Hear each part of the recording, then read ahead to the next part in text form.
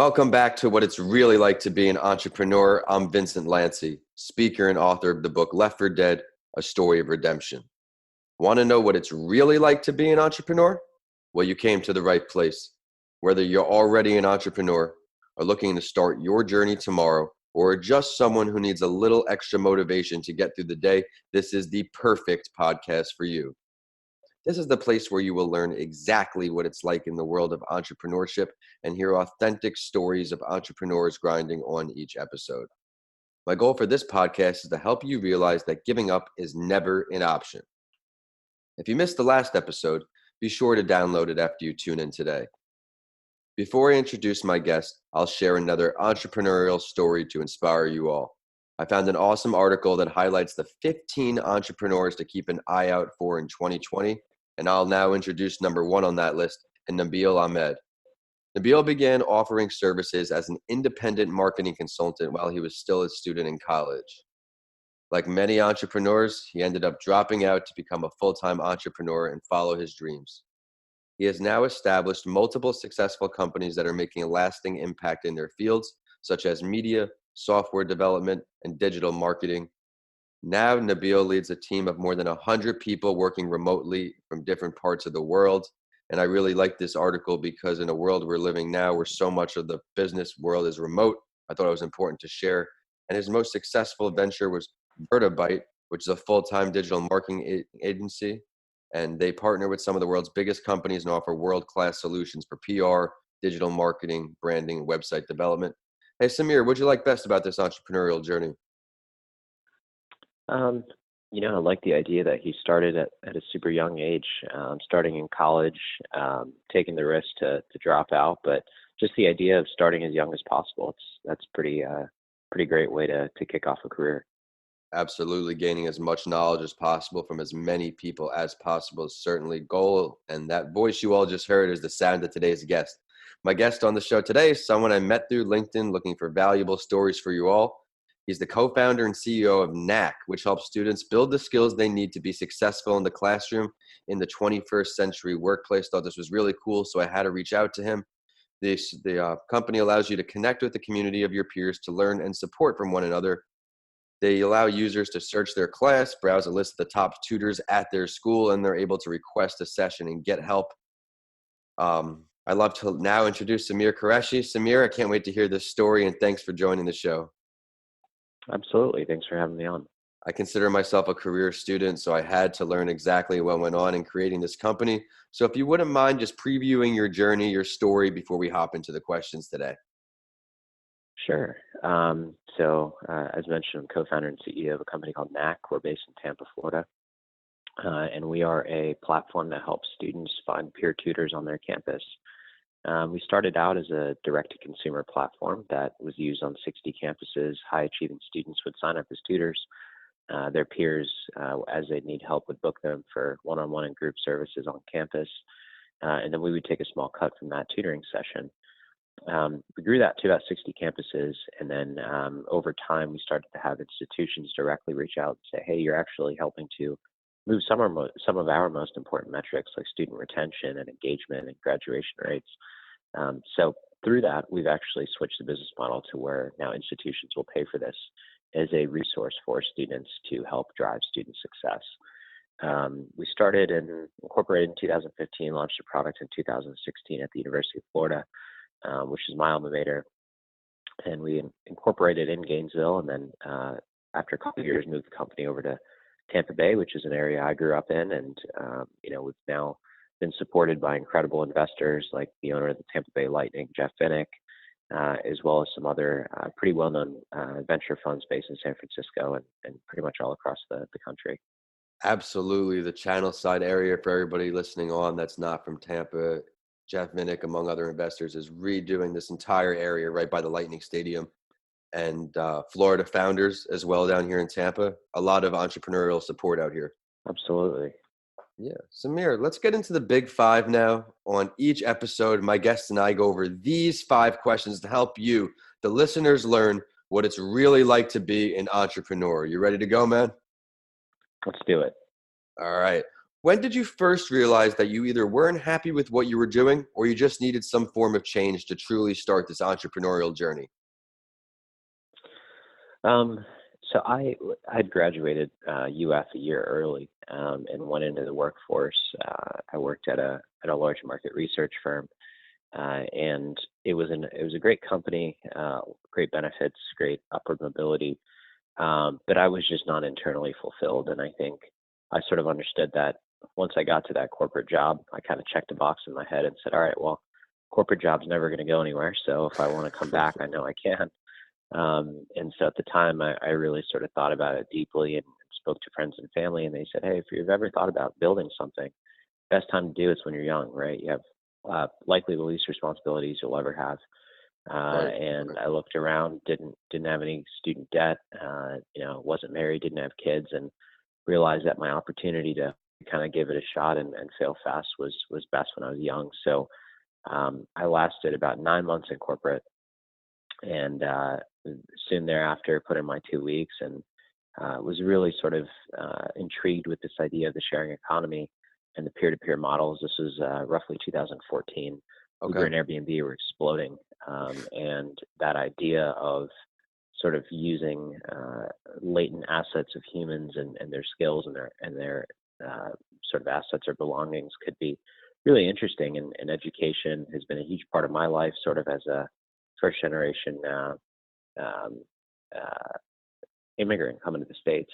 And so for me, it was an interesting opportunity to sort of put some themes together and really build something that was important. So that was sort of the story for me.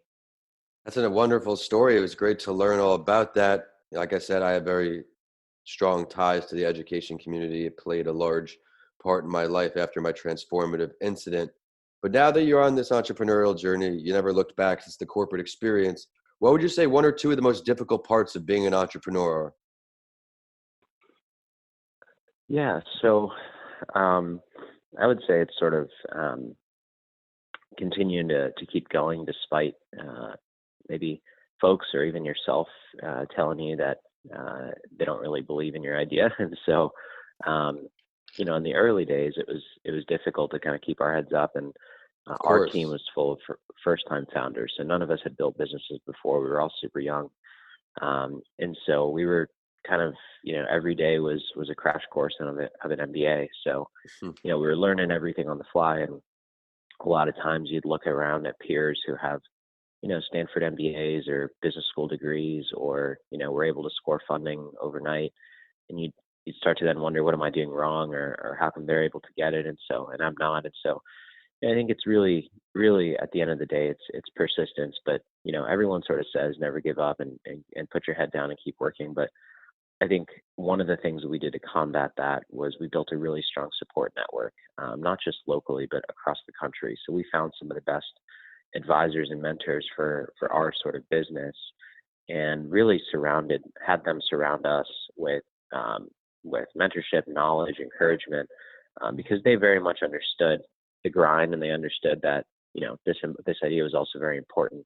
And so I think for us, what's been really helpful is that we work in an industry where we're truly changing people's lives in two ways. On one side, we're giving a student a job. On the other side, we're providing access to on-demand academic assistance, which for many folks can really help turn things around on both ends. We've had tutors say, my family makes $15,000 to $20,000 a year, and the earnings that I make on this platform really help to go support them.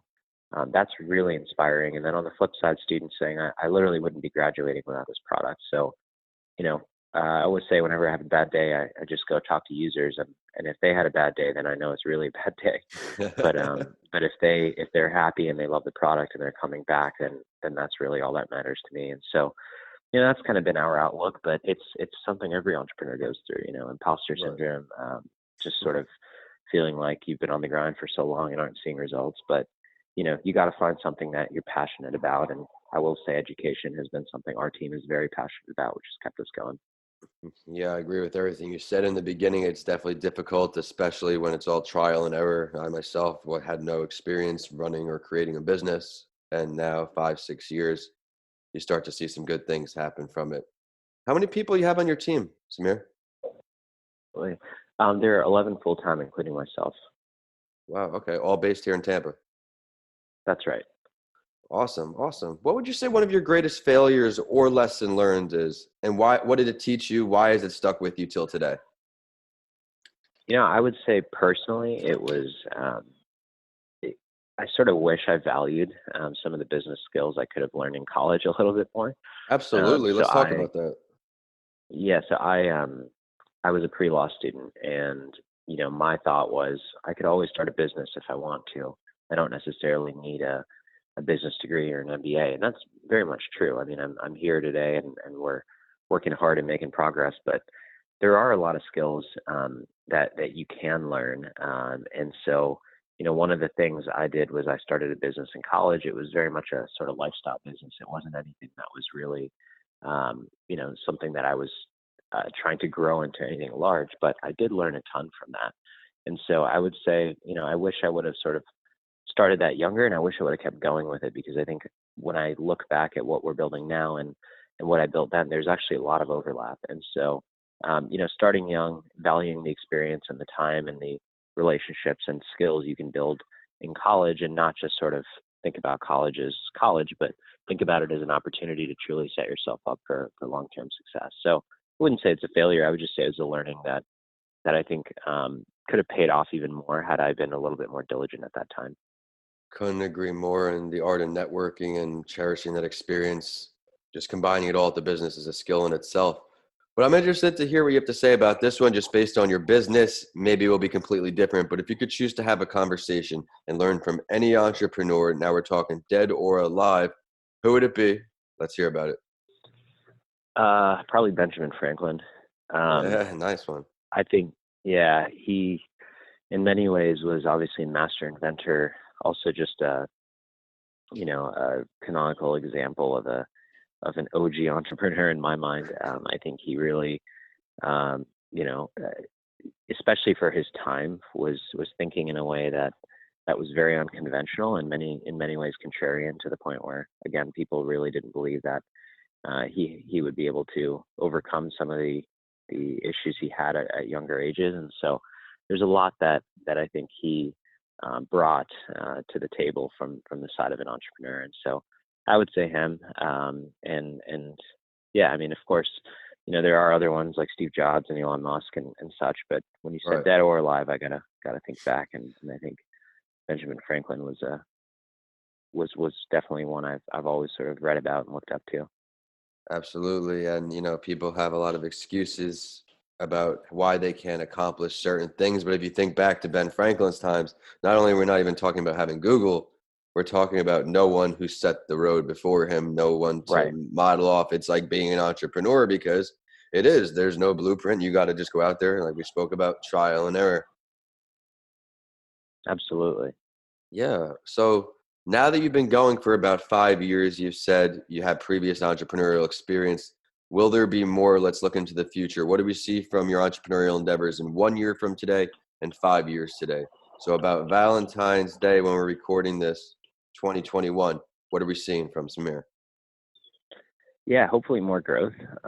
We've had the largest growth in the last year we've ever had, and so if I can, sort of help lead my team and lean on them for support to continue to make progress in a way that's impressive um, to ourselves, to our stakeholders, I think that would be awesome. And so, again, for me, it's been how do we keep moving forward, making progress in a way that's going to be fruitful to the overall growth of our business. Um, and so, I think it would be awesome to double or triple our customer count. I also think, 5 years from now, we may be in a place where, we're not 10 employees, we're 50 or 70 or 100, and that would be incredible. That would be awesome. And so, that's kind of where we see ourselves. Our real goal is to be the go-to solution to get help in college on every college campus. And so, the idea of linking up with a peer, with our platform being the vehicle, is what keeps us going every day. Absolutely. Are you guys over at University of Tampa? We're not. We're working with USF, but we're not at UT yet. Perhaps I can connect you somehow over there. I'd love to see it there, especially as a former student. I would have definitely utilized and certainly capitalized on this opportunity because it's such a unique offering because of the high quality of the tutoring. So thank you so much for everything. I know our listeners see all the value in your story today.